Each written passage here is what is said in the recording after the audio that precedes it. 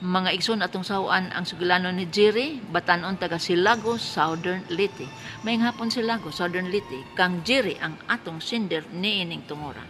Ang St. Paul College Bulacau, St. Paul College Mandawi, St. Paul College Eframo, Cebu City, nagtanyag sa mga kursong nursing, practical nursing, nursing aid, midwifery, complete education courses, complete computer courses, complete high school, elementary, kindergarten, ug nursery. Ang tuition affordable kaayo. St. Paul College dedicated to work-oriented education. Attention Metro Cebu North and South. Ang St. Paul College sa Ramos mobukas sa high school department karong Hunyo. Entrance 500, binuan nga tuition 600, tawag sa dugang kasayuran. O karon Jerry, Silago Southern Leyte. Sa nag-edad ka pala mag 16 anyos, grabe na kang makatrabaho sa uma. Apan, sa edad lamang nga linghod pa, nakapalit kag 5 ka hektarya nga yuta tungod kay nakatigom gid ka sa imong pagtikad sa imong uma. Imo kaning girehistro ubos sa imongan. Nangita pagid ka og laing higayon sa kinabuhi paglambo. Nakahukom ikaw nga moari sa Cebu City aron manarbaho og restaurant. Kay ang imong uma gibili na lang sa usa ka parente pagtikad. So naay income sa uma nga 5 ka hektarya nga yuta, doon na po kay income diri sa syudad kung makakita kag trabaho. Tuod man nakakita kag trabaho, helper ka sa usa ka dakong restaurant. Dinhi nakakaton ka unsaon pagluto, unsaon paglamas, unsaon pagbuhat og putahe. Nangandoy pagid kag laing asenso sa kinabuhi.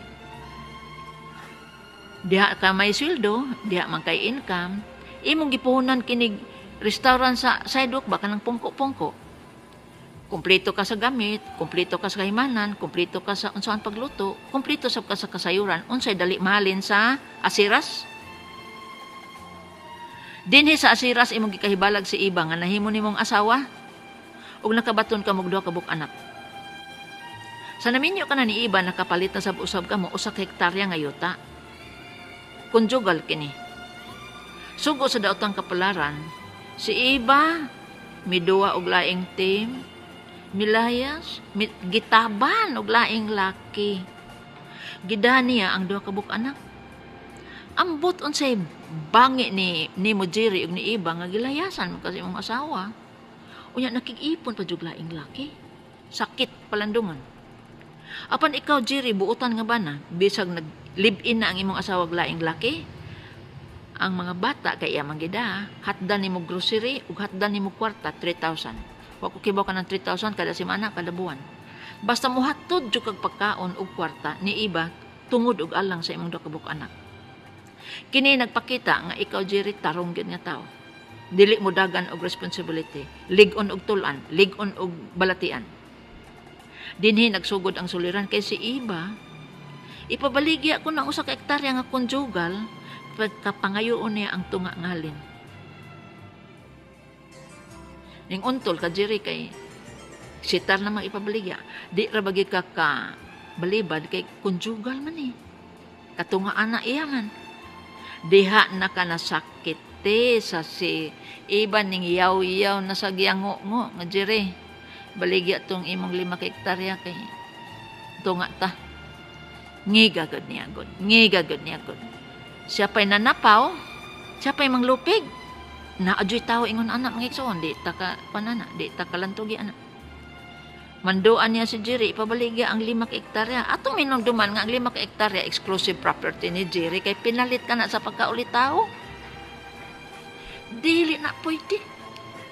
Dili na pwede. Ang 1 ka hektarya, kay napalit man ka ng yuta, amin na si Jerry ug si iba, pwede. Katunga sa halin, kang iba, katunga kang Jerry. Apan kining 5 ka hektarya nga pinalit ni Jerry samtang ulitaw pa siya, dili pwede. Bisag asa pa mag-abot nga sagado. Dili makadiman si iba nga tungaon ang halin sa 5 ka hektarya nga yuta. Pangutana. Doktora, insakto ba akong gihimo? Nga ang titulo sa 5 ka hektarya ug ang tax deed sa ako gingan kay propiedad man sa pagkaulitaw ang tubag maugyod. Imo man ginangan solo man na nimo kay napalit na nimo ulitaw pa ka. Muna gitawag na to exclusive property. Kadang pangutana. Ang usa ka hektarya nga yuta, doktora, among napalit, minyo nako. Hatagan ba nako si iba sa katunga sa halin ang tubag mapugos gid ka kay sa balaod, mao naman na mando. Bisag asa sang huskadua, mapildi man jud ka ni iba kay makapangayo man dyan sa katunga sa halin sa yuta nga usa ka hektarya, ngano man konjugal lagi. Kamong duhang tag-iya. Ikatulong pangutana. Doktora, kining akong gibuhat paghatod og mga makaon og 3,000 cash. Mao ba ni gimando sa balaod ang tubag sabot-sabot system na juri? Sabot-sabot system og dako kag income, dako-dako sab kag sustento. Kay sustento ba juri? Katapusan si iba ra bagi doktora mamugos. Nga ipabaligya ang 5 ka hektarya og bahino namong duha ang halin. Mahimo ba ka na? Di lagi mahimo. Gawas ang sugot ka. Buang kang musugot ka, Jiri. Kay kanang yutaa, imo ra gayud. Ang makapanunod anang yutaa, kanang imo duha ka buk anak. Gay katungod si iba anang imong 5 ka hektarya nga exclusive property. Akong pamahayag. Ang katawhan, kasama ka ni mo, Jiri, mangandoy mangadog asenso. Mangandoy kalampusan, mangandoy og kaaswagan. Apan along the way, ilaging mahibalag ang kasakit. Ikaw kasakit gid sa kasing-kasing kay si iba, miluib man, bilikoy man, nanapaw man. Buutan ka nga bana, maayo ka mangitag sapi, mapinanggaon kasi mong mga anak, mapinanggaon kasi mong asawa. Nganong gihatagan naman kag kalpalaran sa usa ka asawa nga buringog. Munay mga aksidente sa itong kinabuhi, mga igsuon nga dili nato maiwasan.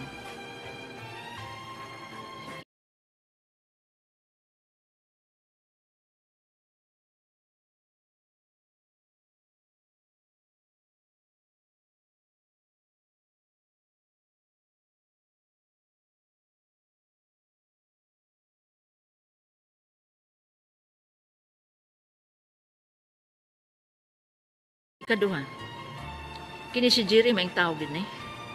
Gikas kabatanon tikad sa yuta, naanay natigong nga yuta, may palit og iyang yuta.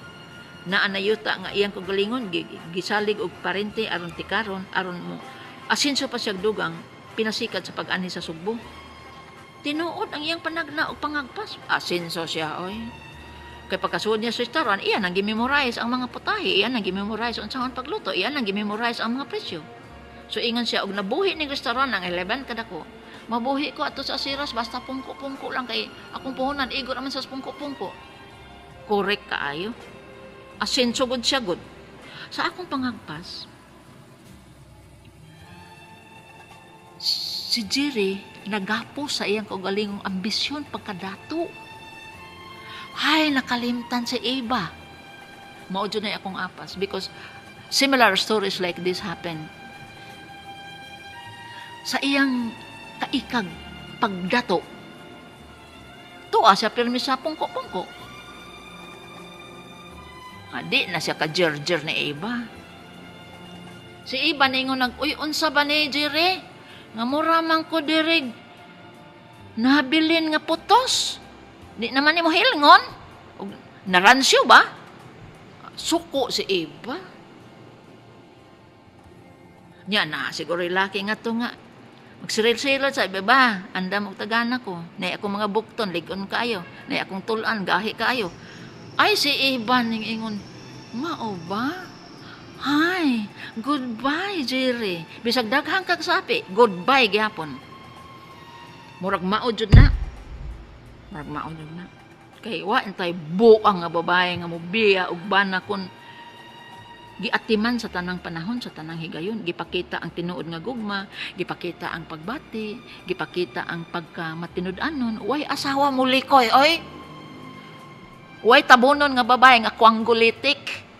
Basta ang bana atimandon niya. Naman gani ito yung ubang asawa nga kalimtan gid pud tinuod. Pero tungod og alang silang mga anak, sakripisyo, ay mautong na lang. Hantun mo lagom. Dili mo biya og bana, oy. Dili mo likoy, oy. Dili manapaw. Prinsipyo mentaw na sa asawang tabunon. Kini grabe ning damage ni Jiri sa iyang asawa. Grabe nga damage. Now, ang akong apas, sexual inefficiency. Ang katakos ni Jerry paglipay sa iyang asawa. Nakalimtan tungod sa silaw sa bulawan. Pagkadakong sayop. Jerry, naminaw ka? Na maghilak gid ka rundong. Di mo man na nahitabo dong ba? May karon pa ko na himugso. Mo na nahitabo, Jerry. Kaya giatiman pa nimo si Iba sama sa pag-atiman sa imong duha ka anak, sa pagbati, sa kaluoy, kaikag, laba kanang lab. Di man na mapalit og sapi, Jerry. Mo na. Ikatulo. Jerry, kanang 5 ka hektarya ay ginabuhi tungod og alang sa imong duha ka anak. Kay kana ra gayud ang mapanunod sa imong mga anak. Kaupat. Kanang 1 ka hektarya buhiin na lang na. Aron ibaligya tungaon ang sapi, malipay na siguro sa iba. Katapusan. Sa sunod higayon, Jerry, nga moingon ka na si Ibag ibaligya ang 5 ka hektarya nga yuta kay bahinon ang halin, ing nadayon, day. Ang imong gibuhat, adulteryo ba ya? Kung ikihat ti ka, kaya na nako, kaya ako'y sapi. Kung ikihat ti ka, day, kumbiktado man ka, kay open adultery man ang inyong gibuhat sa imong laki. 12 ka tuig, day. 12 ka tuig. Mansaman? Mo demanda pa ka 5 ka hektarya ug magpakahilom na lang ka aron magpakahilom sab ko. Mao na i-blackmail nimo ni Iba kay maro pa matan pas pinya ng iba na. Basta mo na itubag diri aron mahabwa ka sa suliran mo. Hilom na ay. Nya ingnon sa nimo Iba nakalimot ka nga natay do ka anak. Ug kining 5 ka hektarya mao nang bugtong sunod sa atong mga anak nga hamugay-way sab sila samtang sila travel sa kinabuhi. Basta, imo na ng blackmail ang buangan ng ibahan. Jerry, hinaot ang kasabot ka. Hinaot tinuktukan nimo ang tanan. Ug iampo na lang sa iba sa kitasan basin ug mausab pa ang dagan sa iyang kinabuhi. Mga igsoon, salamat sa pagtubay sa tulumanon. Hangtod sa sunod sugilanon. Dinhi gyapon sa kining akong suliran gikan sa RMN Sibug Stasyon DYHP Tatak RMN. Daghang salamat.